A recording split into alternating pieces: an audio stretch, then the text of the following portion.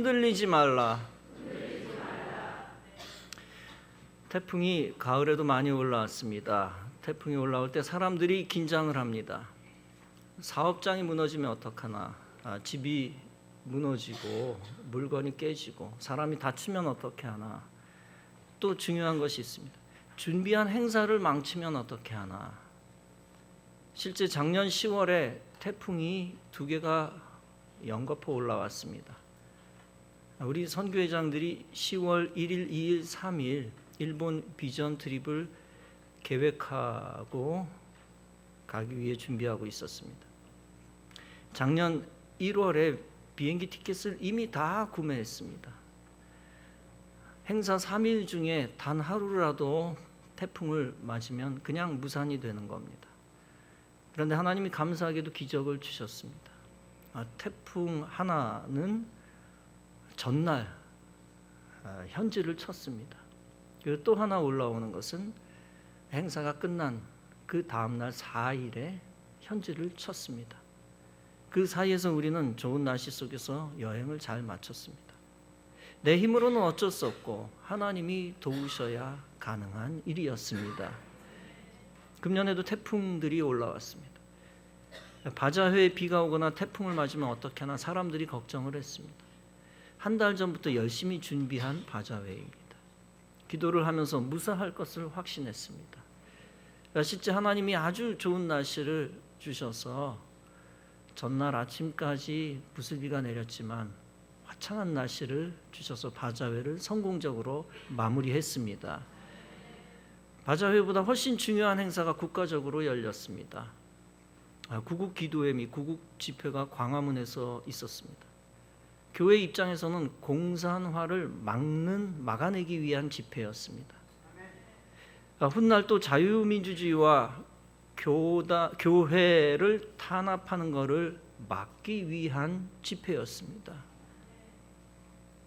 자유민주주의를 막는 세력을 막기 위한 집회였고, 장차 교회를 탄압하는 세력을 막기 위한 집회였습니다. 김정은이가 통일한국 초대 대통령이 되지 않게 하기 위한 몸부림이었고 집회였습니다. 집회가 태풍 때문에 무산되면 구국 인사들이 힘을 잃을 상황이었습니다.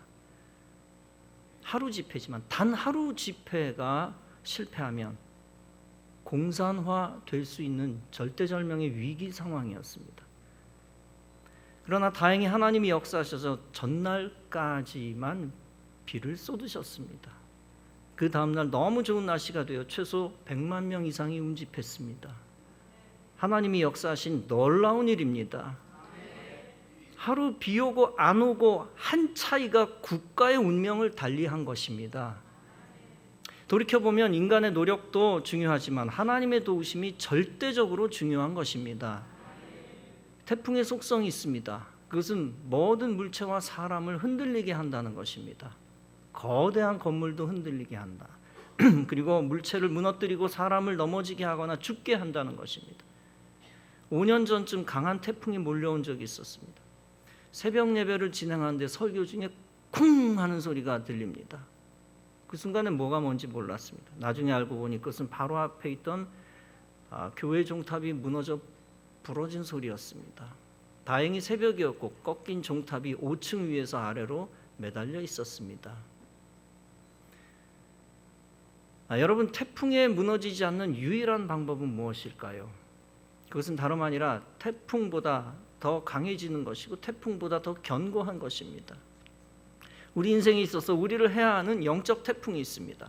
그것은 다름 아니라 불신앙의 태풍입니다. 마귀가 만드는 불신앙의 태풍, 또 마귀가 만드는 절망의 태풍입니다. 이 태풍에 맞아 믿음 포기하고 불신에 빠지는 사람 많습니다. 또 이 태풍에 맞아 살 힘을 포기하고 망하거나 죽는 사람들이 있습니다. 왜 이런 일들이 일어납니까? 아주 간단합니다. 다른 이유가 없습니다.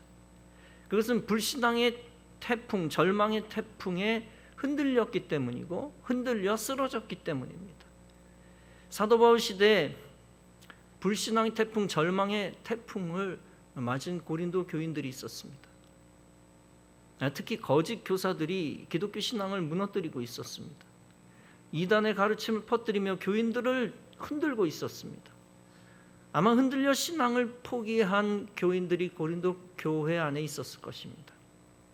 그리고 자기만 흔들리고 끝나지 않았을 것입니다. 다른 사람들까지도 흔들고 그들까지도 교회를 떠나게 했을 것입니다. 그것을 안타깝게 여기며 사도 바울은 말씀을 합니다. 그러므로 내 사랑하는 형제들아, 견고하며 흔들리지 말며 항상 주의 일에 더욱 힘쓰는 자들이 되라. 이는 너희 수고가 주 안에서 헛되지 않은 줄을 알미니라. 사도 바울의 의무가 무엇이었습니까? 복음 전하여 사람들을 구원하는 것이었습니다. 그리고 구원받은 사람들이 교회를 세우고 교회를 지키는 것이었습니다. 그리고 교회와 교인들이 흔들리지 않도록 강하게 만드는 것이었습니다. 그 일을 위하여 여러 교회에 계속 신앙적인 편지들을 보냅니다. 그래서 교인들이 흔들리지 않게 되었습니다. 교인들이 복음을 믿고 믿음을 지킬 수 있게 했습니다. 교인들이 이단에 빠지지 않게 했습니다. 더 나아가 교인들이 주의 일에 힘쓰게 했습니다. 교인들이 마귀에게 흔들리지 않게 하기 위함이었습니다. 교인들이 주의 일에 힘쓰다 보면 강한 그리스도인 되기 때문입니다. 여러분, 마귀는 어떤 것 가지고 그리스도인을 흔듭니까? 이단 사상 가지고 그리스도인을 흔듭니다. 예를 들면 신천지 같은 이단이 있습니다. 이만희 같은 노인이 자기는 죽지 않는 하나님이라고 주장을 합니다. 신천지에 다녀야만 구원받는다고 주장합니다. 이 마귀의 말에 그리스도인이 흔들려 마귀에게 넘어갑니다. 그들은 전도해서 교세를 키우는 법이 없습니다. 오직 이미 교회 다니는 사람들만 속이고 빼내서 회원으로 만듭니다. 얼마나 많은 사람들이 흔들려 속아 넘어갔는지 모릅니다. 이 마귀 역사가 가능한 이유는 그들이 마귀의 말보다 약했기 때문입니다. 영적으로 보면 구원받지 못한 자로 예정되어 있었기 때문입니다. 구원이 예정이 되었나 안 되었나 하는 것은 사실 하나님의 영역입니다. 단지 우리 입장에서 분명히 해야 할 것이 있습니다. 그것은 어떤 마귀의 소리가 들려도 흔들리지 말아야 한다는 것입니다. 어떤 세상의 소리가 들려와도 말씀의 뿌리를 내려야 한다는 것입니다. 그래서 골로새서 2장은 말씀합니다. 그러므로 너희가 그리스도 예수를 주로 받았으니 그 안에서 행하되 그 안에 뿌리를 박으며 세움을 받아 교훈을 받은 대로 믿음에 굳게 서서 감사함을 넘치게 하라. 누가 철학과 헛된 속임수로 너희를 사로잡을까 주의하라. 이것은 사람의 전통과 세상의 초등 학문을 따름이요 그리스도를 따름이 아니니라. 여러분, 세상의 철학과 헛된 속임수에는 여러 가지가 있습니다. 진화론이나 공산주의 같은 반기독교 사상입니다. 원숭이가 사람이 되었다, 물속의 생물이 물 밖에 나와 사람이 되었다 등등 수많은 가짜 이론이 마치 진리인 것처럼 교과서에 실려 있습니다. 성경과 반대되는 모든 것은 다 속임수이며 가짜 뉴스입니다. 80년대 대학가에서는 공산주의 학습이 유행이었습니다. 많은 상당수의 학생들이 그 학습을 의무적으로 받았습니다. 그들의 목적은 대한민국 체제를 전복하고 주체사상 국가로 만드는 것이었습니다. 그때 운동하던 수많은 사람들이 지금 정치인으로 있습니다. 그들의 목적은 조금도 변하지 않았습니다. 그런데 마귀에게 속으니까 수많은 사람들이 그들에게 힘을 실어줍니다. 여러분, 속는 것도 죄입니다.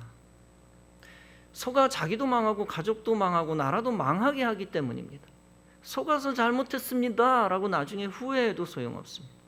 잘못된 사상에 뿌리 내리면 이렇게 저주받은 사람들과 함께 덩어리로 멸망합니다. 오직 복을 받아야 하는 사람은 거짓에 능한 자의 편에 서지 말아야 합니다. 반드시 진리와 빛이 되신 예수님의 편에 서야만 합니다. 예수님의 편에 서기 위해서는 예수 영광을 드러내는 하나님의 믿음의 공동체, 교회 편에 서야만 합니다. 북한 봉수교회 같은 어용교회 말고 복음에 굳게 선 교회 편에 서야 됩니다. 예수 이외에도 구원이 있다는 인본주의 마귀 교회 말고 오직 예수 외에는 구원이 없다는 진리를 믿는 교회 편에 서야 됩니다. 예수 십자가의 복음만이 영혼을 구원한다는 진리를 믿는 복음 편에, 교회 편에 서야 됩니다. 그리고 어떤 마귀의 소리가 들려와도 예수님께 뿌리박아 흔들리지 말아야 됩니다. 흔들리지 않는다는 게 무슨 뜻입니까?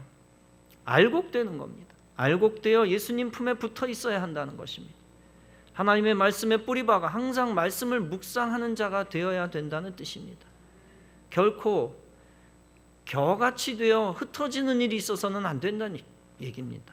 시편 1편은 말씀합니다. 복 있는 사람은 여호와의 율법을 즐거워하며 그 율법을 주야로 묵상하는 자로다. 악인은 그렇지 않으며 오직 바람에 나는 겨와 같도다. 겨 같은 인생, 겨 같은 인생은 마귀가 바람 불면, 불신앙에 바람 불면 흩어져 버리는 인생입니다. 시험 들 때 교회를 떠나는 인생입니다. 예배드리다가 믿음의 뿌리가 약하 예배드리지 않는 인생. 마귀는 교회 다니다가 안 다니는 사람을 칭찬합니다. 엄청 붙들고 칭찬해 줍니다. 교회와 세상 사이에서 방황하는 사람을 오히려 의식 있는 사람이라고 부추깁니다. 낙심한 자들, 믿음 떨어진 자들이 그 말에 속아 더욱 겨처럼 교회 밖으로 흩어집니다. 그것이 하나님과 멀어져 영적으로 죽는 길인 줄 모릅니다. 그리고 붙어있는 사람까지도 낙심케 해서 세상으로 흩어지게 합니다. 마귀에게 속아 마귀에게 이용당하는 비참한 인생입니다. 여러분, 흔들리지 않는다는 것은 반석이신 예수님 위에 잘 서 있는 것입니다. 비바람 쳐도 예수님 의지하고 반석 위에 붙어 있는 것입니다. 반석에서 뛰어내리면 안 되고 비바람에 얻어맞아 떨어져도 안 됩니다. 끝까지 흔들리지 말고 복음의 말씀 붙들고 교회를 떠나지 말아야 됩니다. 교회를 떠나지 않기만 해도 음부의 권세를 이깁니다. 마태복음 16장에서 예수께서 베드로에게 말씀하셨습니다. 내가 이 반석 위에 내 교회를 세우리니 음부의 권세가 이기지 못하리라. 또 내가 천국 열쇠를 네게 주리라 하고 했습니다. 즉 구원이 반석인 교회에 있다라고 하는 뜻입니다. 교회 밖으로 나가면 음부의 권세 때문에 패배한다는 것입니다. 반대로 교회 안에 뿌리를 박으면 음부의 권세가 여러분을 치지 못한다는 것입니다. 그러므로 교회 안에 뿌리 박아 지옥 권세에 흔들리는 일이 없기를 소망합니다. 끝까지 반석이신 예수님, 그리고 예수님이 반석으로 세우신 교회에 견고히 서시기 바랍니다. 그래서 마지막 순간까지 구원의 능력으로 지옥 권세를 이기시기 바랍니다. 본문은 중요한 말씀을 합니다. 흔들리지 말고 항상 주의 일에 힘쓰는 자들이 되라. 여러분, 그냥 흔들리지 않는 것 자체가 목적이 아닙니다. 추락하지 않는 것, 쓰러지지 않는 것 자체가 목적이 아닙니다. 안 넘어지는 것 자체도 귀하죠. 그러나 흔들리지 않으면서 해야 할 거 하라는 겁니다. 그게 바로 주의 일입니다. 주님이 저와 여러분을 흔들리지 않게 해주시는 이유가 무엇입니까? 그것은 다름 아니라 주의 일에 힘쓰는 자 만드시기 위함입니다. 하나님은 바울을 쓰시기 위해 우선 그가 흔들리지 않게 하셨습니다. 죽음의 두려움에 흔들리지 않게 하셨고 실제 폭풍 가운데서, 진짜 폭풍 가운데서도 흔들리지 않게 하셨습니다. 그래서 하나님은 바울에게 계시를 주셨습니다. 사도행전 27장에서 바울은 죄수의 몸으로 로마로 압송당하고 있었습니다. 그 과정에서 큰 광풍을 만나서 배가 파선하게 되었습니다. 그때 바울은 기도하는 중 하나님의 계시를 이미 받은 바 있습니다. 그는 배에 탄 사람들이 흔들리지 않도록 계시 받은 이야기를 해줍니다. 나의 속한 바 곧 나의 섬기는 하나님의 사자가 어젯밤에 내 곁에 서서 말하되 바울아 두려워 말라. 네가 가이사 앞에 서야 하겠고 또 하나님께서 너와 함께 행선하는 자를 다 네게 주셨다 하였으니 그러므로 여러분이여 안심하라. 나는 네게 말씀하신 그대로 되리라고 하나님을 믿노라. 하나님의 뜻은 바울이 로마의 황제 앞에 서는 것입니다. 그 앞에 서서 복음을 전하는 것입니다. 이 하나님의 뜻과 계획과 예정을 바울이 미리 알았습니다. 그래서 바울은 죽음의 위협 속에서도 두려움이 없었습니다. 폭풍이 불고 배가 깨어지고 있어도 흔들리지 않았습니다. 바울이 흔들리지 않은 이유는 배가 튼튼했기 때문이 아닙니다. 선장과 선주, 백부장을 믿었기 때문이 아닙니다. 그들이 유능하겠지라고 확신했기 때문이 아닙니다. 오직 바울이 흔들리지 않는 이유는 하나님의 뜻을 미리 알았기 때문이었습니다. 그래서 광풍을 보고도, 파선의 경험을 하고도 두려움이 없었고 흔들리지 않았습니다. 오히려 하나님의 말씀을 그들에게 주었고 그들까지 안심시켰습니다. 실제 하나님이 광풍 중에서 바울과 함께 하셨습니다. 그리고 하나님이 바울 때문에 다른 사람들까지도 보호해 주셨습니다. 그 배에 타고 있던 총 276명의 모든 사람이 바울 때문에 보호함을 받았습니다. 중요한 것은 바울에게 사명이 남아 있었다는 것입니다. 사명이 있는 자는 죽지 않는다는 것을 바울이 알았기 때문이었습니다. 그래서 그 받은 사명 때문에 바울은 결코 흔들리지 않았습니다. 이처럼 여러분에게도 사명이 끝까지 남아있기를 바랍니다. 아직 사명이 남아있으면 하나님이 여러분과 계속 함께 하실 것입니다. 그리고 그 사명으로 인하여 흔들리지 않게 하시고 그 사명으로 인하여 행복하게 하십니다. 그런 믿음 가지고 과거보다 앞으로 주의 일에 더욱 힘쓰는 자들이 되시기 바랍니다. 여러분, 마귀가 여러분을 흔드는 이유가 무엇입니까? 첫째는 구원 생명 빼앗아가기 위함입니다. 둘째는 사명 감당하다 포기하게 하기 위함입니다. 주의 일 못하게 하는 겁니다. 여러분이 세상 근심 걱정 때문에 주의 일을 못하는 경우도 많습니다. 마귀가 다 여러분을 흔드는 것입니다. 예수께 뿌리박지 않고 세상에 뿌리박고 세상에 집착하면 어떻게 됩니까? 주의 일 못합니다. 주일에 예배에 붙어있지를 못합니다. 교회에 붙어있지 못합니다. 그러다 세상 풍파가 몰아칠 때 더욱 흔들려 세상에 휩쓸리게 되는 것입니다. 갈릴리 호수에서 제자들이 예수님과 함께 배에 탔습니다. 그때 풍랑이 일어나 제자들이 호들갑을 떨었습니다. 예수님은 주무시고 계셨고 제자들은 예수님을 깨워 구해달라고 아우성입니다. 제자들은 처음부터 예수께 뿌리를 내리지 아니하고 그저 배, 선박에 뿌리 내린 인생이었습니다. 예수님 안에 있었던 자들이 아니라, 예수님 품 안에 거한 자들이 아니라 그저 배 안에 있는 자들일 뿐이었습니다. 영적으로 보면 예수님 의지하지 않고 세상 것 의지하면서 흔들리는 자들이었습니다. 그때 예수께서 말씀하십니다. 어찌하여 무서워하느냐 믿음이 작은 자들아. 그렇게 말씀하시면서 바람과 바다를 꾸짖으셨습니다. 잠잠해졌습니다. 여기서 우리가 알 수 있는 것이 있습니다. 그것은 주님은 우리의 믿음이 흔들리지 않기를 원하신다는 것입니다. 예수께 뿌리 내리지 않고 자기 생명에 집착하는 것도 죄가 될 수 있다는 겁니다. 또한 세파에 흔들려 믿음 버리고 무서워하는 것도 죄가 될 수 있다는 겁니다. 제자들은 이미 예수님과 함께 한 배에 있었습니다. 그런 상황에서 예수님 구해주세요, 죽을 지경입니다 라고 말하는 건 넌센스입니다. 사랑하는 성도 여러분, 예수님과 동행할 때 흔들리지 않는 법을 배우시기 바랍니다. 어떤 면에서 예수님이 탄 배는 그 자체로서 교회입니다.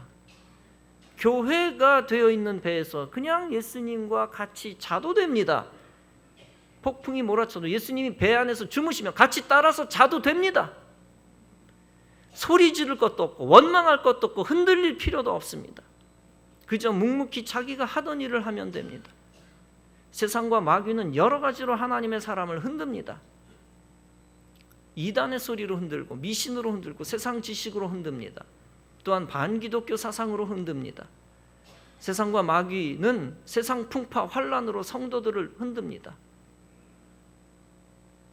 그리고 세상 재물과 명예에 대한 근심으로, 명예에 대한 근심 걱정으로 하나님의 사명자를 흔듭니다. 흔들어 사명 감당하는 것을 멈추게 합니다. 이때 그리스도인이 명심해야 할 것이 있습니다. 그것은 끝까지 세상의 소리에 흔들리거나 세상 관심에 흔들려 사명을 놓는 일이 있어서는 안 된다는 것입니다. 오히려 세상에 그 어떤 유혹이 있어도 흔들리지 말고 사명 붙드는 것입니다. 그러면 그 사명 붙들고 나아갈 때 주님이 여러분을 책임져 주실 것입니다.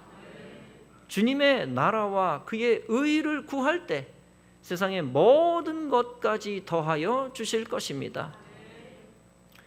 우리가 어떤 경우에도 흔들리지 말고 끝까지 붙잡아야 될 두 가지가 있습니다.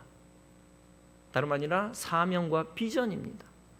히브리서 3장은 말씀합니다. 우리가 시작할 때 확실한 것을 끝까지 견고히 잡으면 그리스도와 함께 참여한 자가 되리라. 확실한 것이라고 하는 건 사명과 비전을 얘기하는 겁니다. 사명과 비전을 끝까지 견고히 잡으면 그리스도와 함께 참여한 자가 되리라. 바울이 배를 탔을 때 비전 받았기 때문에 흔들리지 않았습니다.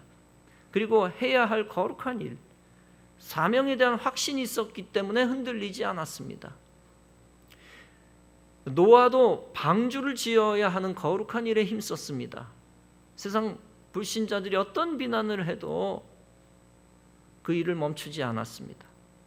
심판이 있다는 신탁을 받았고 구원받으리라는 약속의 비전도 받았습니다.